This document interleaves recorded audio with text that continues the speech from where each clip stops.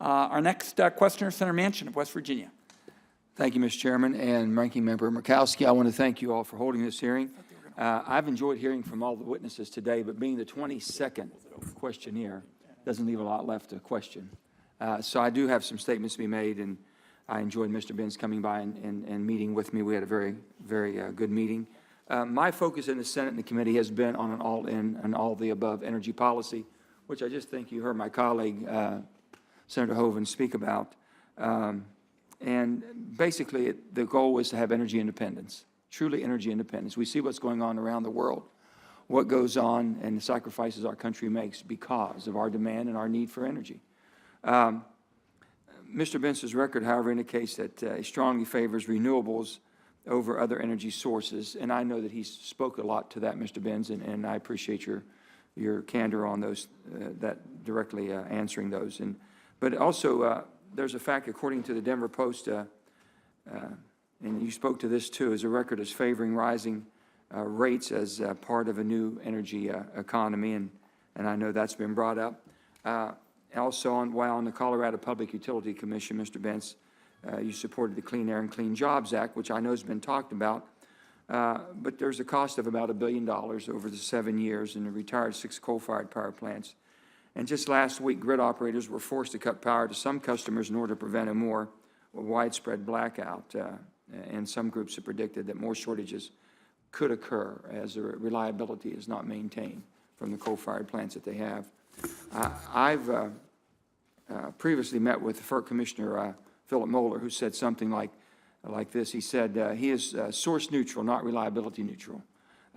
It looks to me like discriminating against coal is hurting the reliability of our grid.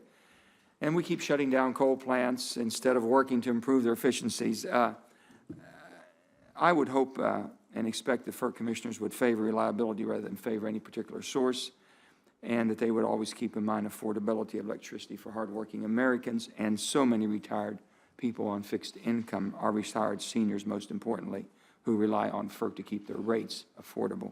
However, we may have some disagreements, as you know. I come here ready to listen. I have listened all day long, and we have decisions to be made. Coal provides more electricity than any other single source in the United States today, and there has nothing been beat up more than coal. My little state of West Virginia has done the heavy lifting for over 100 years and asked very little back. And we're getting 11 crap beat out of us by this administration, my administration being a Democrat. And they talk about a good all-in policy. They talk about we need clean coal technology. Not a penny's been spent towards that. There's been money set aside. Nothing's happened. Even by EIA's own estimation, coal is going to be the dominant factor of producing electricity for the next 30 to 40 years. That's a fact, because there's nothing else to replace the dependability, reliability, and affordability. We do it cleaner than anybody else in the world. We can do a lot better if we had a government working with us as a partner. So, Mr. Benz, you can see why there's a lot of concerns. And the FERC, if I can say this, in West Virginia, every utility I have always says that, well, FERC won't let them do this, or FERC regulates this. If you're regulating transmission, you're regulating basically, you have input on where that transmission is coming from. We export most of our power. If we shut down our power plants, a lot of the East Coast would go dark. They don't realize that. They just beat the living daylights out of little West Virginia, but they sure do like what we produce. And we're trying to do it in the best fashion. We need some friends. We need some people that'll just look at it in a more level playing field. And we haven't gotten that, sir. And that's why we're so skeptical and so concerned about some of your past performances, and nothing personal. And I know you know that. It's not personal here whatsoever. It's personal to us because of the jobs that we have, the energy we've produced, and the heavy lifting we've done for this country, and there seems to be no appreciation whatsoever. So on that, I would ask, I guess, reliability versus cost.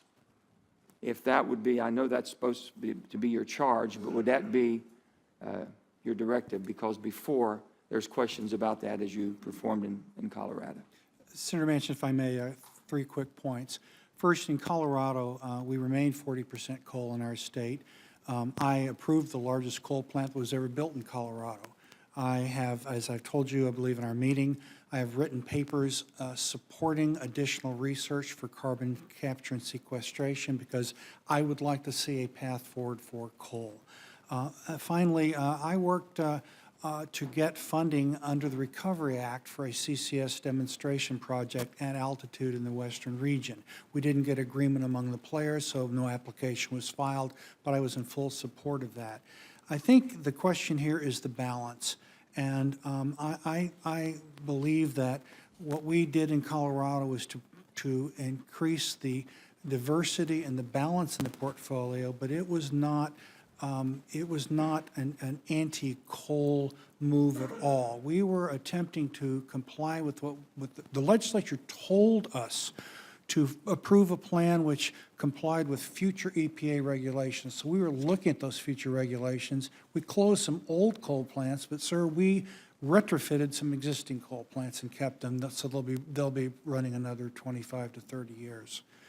So I'm very sympathetic to what you're saying, and I would like to work with you to see if we can somehow move more attention towards a path forward for coal. And as I've said repeatedly, I think eventually the same path forward will be necessary for natural gas. It's delayed by a couple decades, but it's going to be the same issue. So I appreciate your comments. I very much enjoyed our conversation. If I may continue, and I appreciate the consideration here.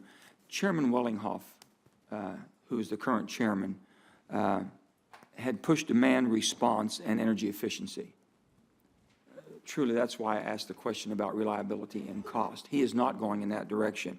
And I'm concerned that this is short-sighted, and I think because when you match this with the coal plants that are retiring, and every utility operator today has told me they are forced to make fuel switching because of the uncertainty with the EPA and the uncertainty with everything that's going on with this administration, that it's cheaper to retire a coal plant, even a supercritical coal plant in my area, which shut down a whole economy of a region of western Pennsylvania and West Virginia because they didn't know what to expect later from the rules and regs.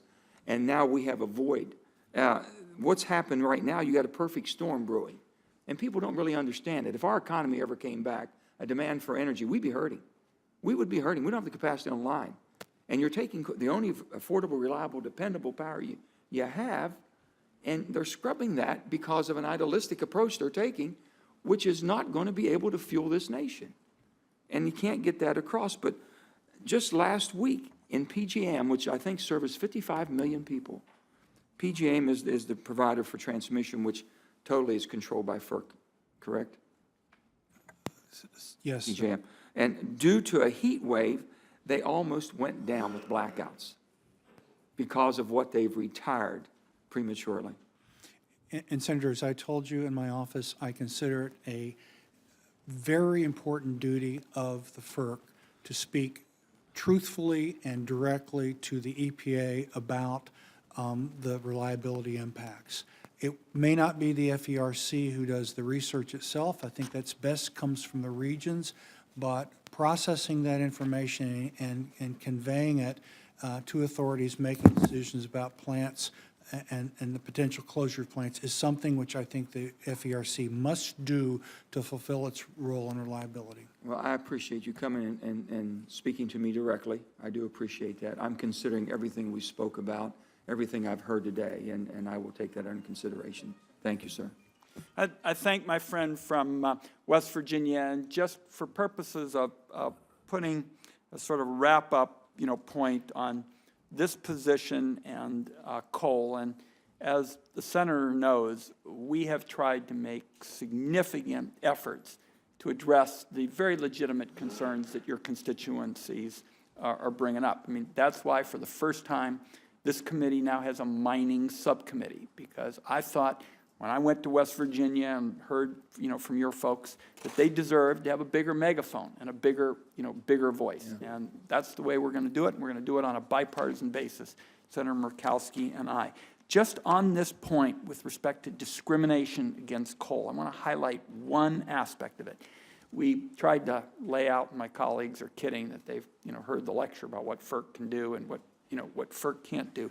But the most important point is that they cannot discriminate They cannot discriminate in any way with respect to imposing unjust or unreasonable, rates or preferential charges on coal or coal-generated electricity.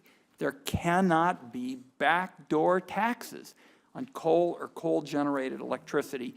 Now, I know my good friend from West Virginia is going to make darn sure that that requirement is carried out. I just want, as we wrap up, to highlight that point, because I'm going to work very closely with my colleague from West Virginia. We've talked about this a number of times, and we're going to continue the discussion. Mr. Chairman, you've been more than fair, and Ranking Member Murkowski has been more than fair in trying to understand what the state of West Virginia has done, what it continues to do, and what it wants to continue to contribute. But we need a willing partner, and we've not had that willing partner, sir, and you saw the frustration when you both were there. We believe in all the above. We have one of the largest wind farms east of the Mississippi. No one would ever know that. In West Virginia, the coal-producing state that we are, we have 17 miles of wind farm. We're trying to do everything we can with what we've got. And I saw it. Yeah, you saw it. You were there. And the bottom line is that basically, I would maybe not really disagree with what you've said about FERC, but FERC can make decisions on, is the power needed? Is the transmission for that power available? Is there a better place to have it? And if you try to put policy ahead of reality, they could choose, and if cost is not considered, how that cost will be passed on, they could choose an alternative source that could be much higher in cost and lower in reliability. They cannot discriminate on the question of charges. They are barred. They have no authority to impose unjust or unreasonable rates. Number one, they cannot discriminate or, in effect, allow preferential kinds of agreements that would disfavor your constituents. And I want you to know I am going to be vigilant about that provision, because if you don't enforce it, you get front and center into something you and I totally agree on, which is you shouldn't be picking winners and losers. Right. So And I hear you. you brought that to my attention, and we're going to be looking at that very, very closely and seeing how past practices of past FERC members have done and how they've ruled on that. Thank you, sir. Fair enough.